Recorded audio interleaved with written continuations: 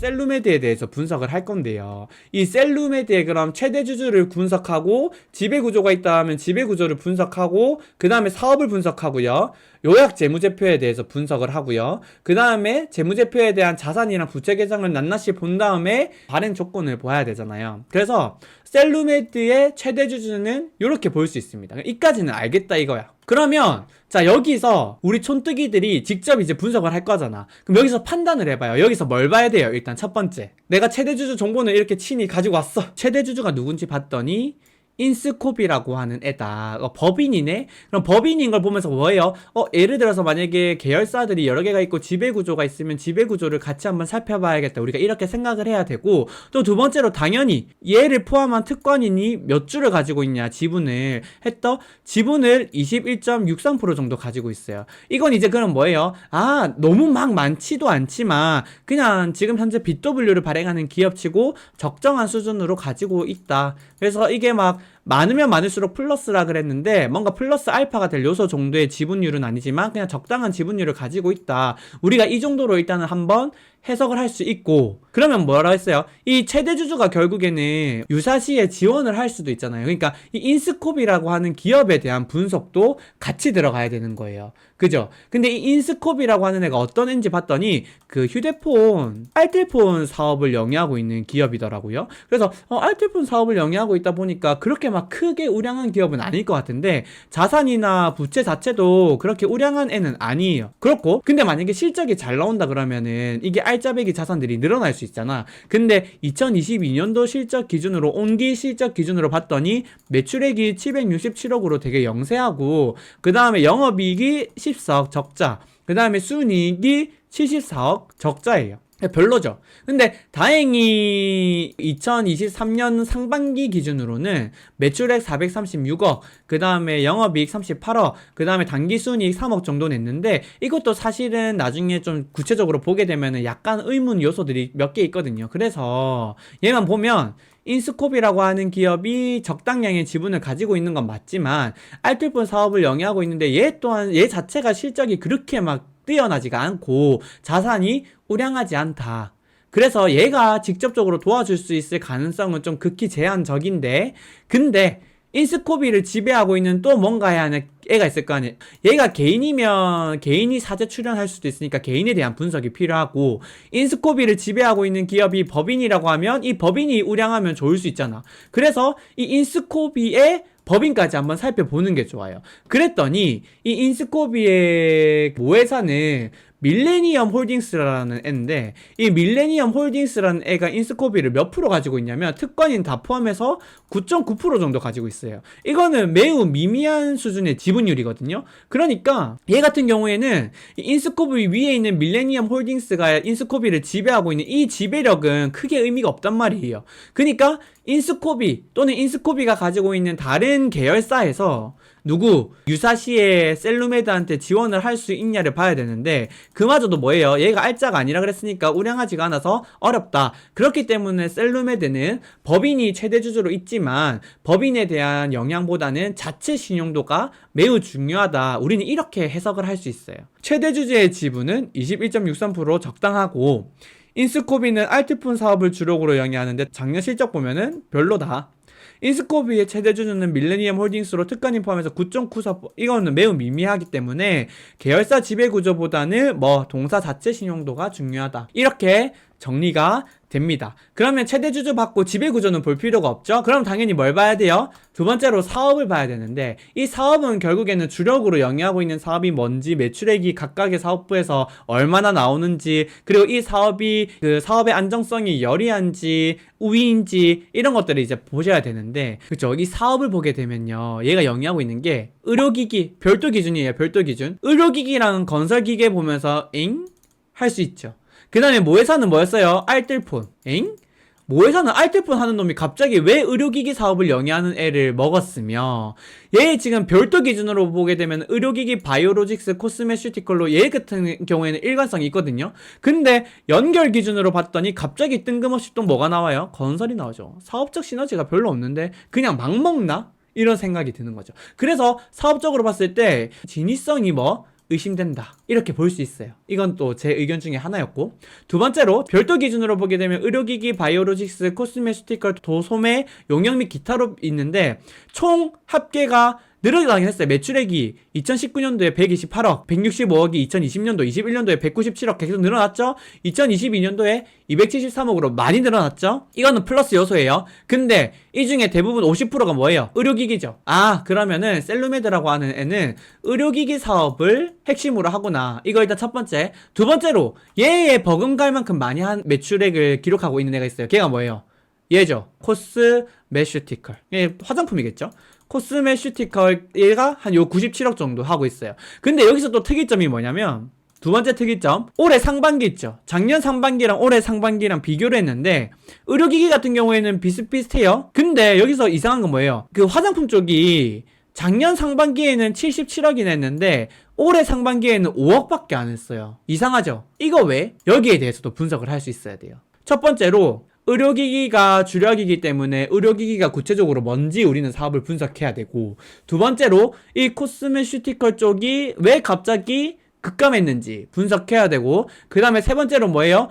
야, 건설, 의료, 모회사는 알뜰폰 난리 났네. 이거에 대해서 한번 또 면밀하게 관계를 분석해봐야겠다. 이걸 일단 내가 의문을 품고 사업을 보는 거예요. 그냥 막 사업을 보는 게 아니라. 그래서 이런 것들을 기준으로 해서 봤을 때 이러한 나오게 됩니다. 그래서 어떠한 결론들이 나오냐면요, 2022년도 별도 기준 매출 비중은 의료기기 사업이 50%이고 코스메슈티컬이 35%로 대다수다. 그래서 이것들을 분석하는 게 사업의 안정성이나 사업의 우위 이런 것들을 분석하는 게 핵심인데, 여기 하나 있죠. 왜 줄었나 봤더니 이런 건 다트에 다 나와 있어요. 이 사업은 매출 채권 회수가 어려웠다는 거예요. 그러니까 실적은 잘 나왔는데 이게 매출 채권으로 계산이 됐다가 이 매출 채권을 회수하려고 했더니 애새끼들이 돈을 안 줘. 그래서 그 매출 채권 못 받는 돈으로 다 그냥 뭐 정크처럼 해가지고 다 손실로 결국에 처리를 한다는 거예요. 그래서 매출 채권 회수가 어렵다 보니까 이 사업 도저히 영위를 못하겠다 이렇게 되는 거예요. 그래서 대부분 손실 처리하고 사업을 정리하기로 결심을 했습니다. 그래서 더 이상 이 사업은 영위하지 않을 거예요. 그러면 매출 규모 단에서 좀 축소가 될 수 있는 우려가 있겠죠. 그래서 이 부분 하나 보셔야 되고, 그 다음에 의료기기가 이제 주력이니까 이 의료기기가 구체적으로 뭘 하는 애인지 봐야 될 거 아니에요. 그래서 그 의료기기가 뭔지 봤더니 탈회골, 무릎 연골, 인공 무릎 관절, 이렇게 관절이랑 연골 쪽에 적용되는 의료기기를 판매하고 있었나 봐요. 근데 사실은 연 매출이 131억밖에 안 돼서 그렇게 막 큰 의미는 없어요, 사실. 근데 아무튼 이런 것들을 영위한다 하고, 이 기업에 대해서 내가 투자를 좀 하고 싶거나 이런 그 매력이 많이 느껴지면 이런 얘네들의 사업에 대한 안정성을 한번 이제 볼 필요는 있어요. 그래서 아무튼 이 정도로 1차로 보게 되고, 그 다음 또 특이한 게 있어요. 뭐냐? 신규 사업으로 2차 전기 이륜차 사업을 추진하고 있고요. 그 다음에 mRNA 효소 사업을 추진하고 있대요. 그래서 의료 바이오 이렇게는 연관성이 좀 있다고 생각을 해. 100번 양보해서. 근데 갑자기 이걸 한다고? 내가 모르는 무언가가 있나? 이미 지금 이거 알뜰폰, 그 다음에 지분율, 모회사, 그러니까 저기 할머니 회사의 증조 회사의 그런 지분율 이런 걸로도 이미 사업에 대한 연관성이나 이런 것들이 애매한데 갑자기 뭐 한다고? 근데 신규 사업으로 여러분, 그 최근에 되게 테마성으로 핫한 신규 사업을 한다라고 하는 것들은 대부분 한탕 해먹겠다라고 하는 작전에 대한 가능성을 무시를 못하거든요. 그래서 저는 이렇게 신규 사업을 영위하는 기업에 대해서는 마이너스 한 5개는 주고 들어갑니다. 그래서 사업에 대한 부분이 진위가 여전히 좀 애매하다, 신뢰성이 전혀 없다, 사업에 대한 열의성, 우위성을 판단하기 전에 사업에 대한 신뢰성 자체가 일단 좀 없어요. 그러다 보니까 웬만큼 재무제표가 안 좋으면 투자하기가 좀 꺼려진다, 이제 이런 식으로 우리가 볼 수 있는 거거든요. 아무튼 그렇고, 연결 기준으로 봤을 때는 아무튼 인프라 매출, 이 건설기계 설비가 늘어났잖아요. 근데 얘가 거의 76%, 77%로 의료기기에서 나오는 매출보다 훨씬 높아요. 그러니까 연결이니까 뭐예요? 종속회사나 관계회사겠죠. 그래서 얘네들이 훨씬 더 유의미한 작용을 하고 있다. 그래서 셀루메드를 분석할 때는 이 건설 기계 설비 쪽의 매출을 일으키는 핵심 자회사에 대한 분석도 같이 들어가야겠다. 우리는 이렇게 이제 생각을 할 수 있죠. 그 기업들이 뭔지 궁금하잖아. 그래서 먼저 봤어. 요 건설기계 장비에 영향을 미치는 기업들을 봤더니 인스그린이라는 회사랑 환경 ENG라는 회사예요. 근데 얘네들 전부 다 건설 부동산 쪽이라서 부동산 경기 위축은 지금 계속 이야기가 거론되고 있거든요. 그래서 이런 것들이 거론되고 있는 시장에서 만약에 이게 경기 위축이 확산이 되면 실적이 급락하면서 재무구조가 급격하게 안 좋아질 수 있는 우려가 있어요. 그래서 전체적으로 봤을 때 이 사업에 대한 안정성이나 뭔가 이 신뢰성이 그렇게 좋지만은 않다. 그래서 사업만 봤을 때는 좀 마이너스가 많이 가는 기업이다. 이제 이렇게 하고 다음으로 넘어갈 수 있는 거죠. 이제 요약 재무제표를 보면 일단 연결 기준, 별도 기준이 있는데 별도 기준 부채 비율이 중요하다고 항상 말씀드렸어요. 그래서 별도 기준으로 부채 비율을 보면 현재 46.2%로 매우 낮죠. 그래서 부채 비율만 봤을 때는 괜찮은데 라고 했고, 근데 자회사인지 뭐 종속회사인지 관계사인지 모르겠지만 그 영향을 미치는 아래에 있는 기업이 또 있다 그랬잖아. 그래서 연결 기준으로 부채 비율도 중요해요. 근데 연결 기준으로는 꽤나 올라가죠. 88.2%. 그래도 한 100% 이하에 있기 때문에 부채 비율 만 봤을 때는 1차적으로 뭐다?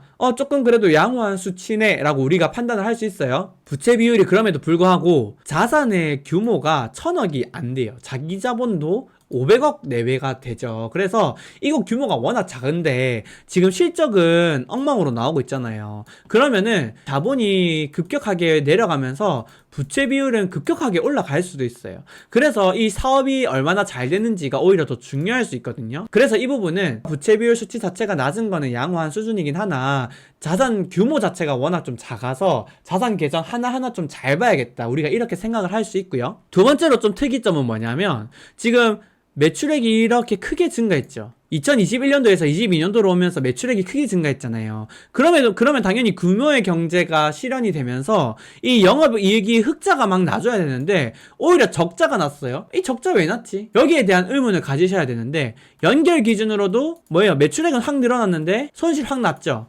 이게 뭐냐면 손실이 난 이유가 그런 것들이에요. 아까 전에 조금 언급 드렸는데 뭐 첫 번째로 매출 채권 회수 안 되는 게 많다 그랬잖아요. 그래서 매출 채권을 대부분 다 손실 충당으로 잡습니다. 그래서 손실로 다 인식을 하면서 여기서 일단은 손실이 많이 좀 인식이 됐고, 그 다음에 이 코스메슈티컬 이쪽의 부분에 악성 재고가 좀 많이 있었던 거예요. 이제 사업도 정리한다 그랬잖아. 그래서 이 악성 재고를 또 다 떨어냈어요. 그래서 평가 차손으로 잡으면서 여기서도 손실이 많이 났고, 그 다음에 이제 전환사채를 발행하면서 여기 영업이익 말고 순이익단에 이자가 또 생각보다 많이 발생하면서 금융비용이 또 확 늘어났습니다. 용역비, 인건비도 많이 늘어났어요. 그래서 이렇게 악재들이 겹겹이 생기면서 이렇게 수익성이 확 떨어지게 됐어요. 그래서 이제 보면은 영업이익이나 순이익이 좀 많이 안 좋게 기록이 돼 있죠. 그래서 이 부분 참고해 주시면 좋고, 그 다음에 부채 비율에서 제가 하나 빼먹었는데 부채 비율이 46에서 88.2%인데요. 중요한 건 뭐 이번에 BW 200억 발행하거든요. 근데 이거 감안하면 별도 기준으로 바로 한 93%가량 부채 비율이 급등합니다. 연결 기준으로는 또 100%가 넘겠죠.